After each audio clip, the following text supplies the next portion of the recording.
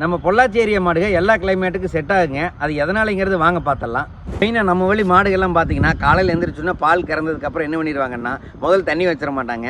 பால் கறந்தோன்னே அடுத்தது மாட்டுகளை வெளியில் ஓட்டிகிட்டு வந்துங்க முன்னாடி 2 காலை கட்டி விட்டுருவாங்க. அப்படி 2 காலை கட்டி விட்டால் கிராமத்துக்குள்ளே போய் வெயில் மழை எதுவும் பார்க்காம ஃபுல்லாக மேய்ஞ்சி வருங்க. அப்படி மேய்ஞ்சி வர்ற மாடுகளை ஒரு 11 மணிக்கு மேலே பிடிச்சிங்க, அப்புறம் தண்ணி வச்சுங்க, அதுக்கப்புறம் மறுபடியும் காலில் கட்ட போட்டுட்ருவாங்க. அதுக்கப்புறம் போய் மறுபடியும் மாடு போய் கிராமத்துக்குள்ளே போய் மேய்ஞ்சி வருங்க. அப்படி மேய்ஞ்சி வந்ததுக்கப்புறம் பார்த்தீங்கன்னா ஈவினிங் 3 மணி வரைக்கும் மேயுங்க. 3 மணிக்கு அப்புறம் மறுபடியும் தண்ணி காட்டுவாங்க. இந்த மாதிரி தான் நம்ம ஏரியாவில் மாடு வளர்த்துறாங்க. இப்படி வளர்த்தியில் என்ன ஆகுதுன்னு பார்த்தீங்கன்னா மாடுகள் எல்லா தட்பவெப்ப நிலைக்குமே செட் ஆகிடுதுங்க. அதாவது வெயில் மழை எதுவும் பார்க்காம நல்லா வெயிலையும் மேயுங்க மாடுங்க. அப்படி மேய்ஞ்சி வர்ற மாடுகள் எந்த கிளைமேட்டுக்கு கொண்டு போய் நீங்கள் ஒரு செட்டில் கட்டி வச்சிங்கனாலும் செட் ஆகுங்க, இல்லை உங்கள் ஏரியாவில் அவுத்து விட்டிங்கனாலும் செட் ஆகுங்க. மெயின் அதோட தீவனத்துக்கு அதே தேடி போய் வர்ற மாடுகளை எல்லா கிளைமேட்டுக்கு உறுதியாக செட் ஆகுங்க.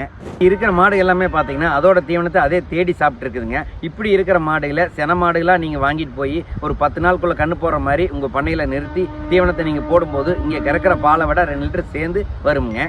இதனால தான் நம்ம பொள்ளாச்சி ஏரியா மாடுங்க தமிழ்நாடு, கேரளா, ஆந்திரா 3 ஸ்டேட்டுக்குமே செட் ஆகுதுங்க. நன்றி, வணக்கம்.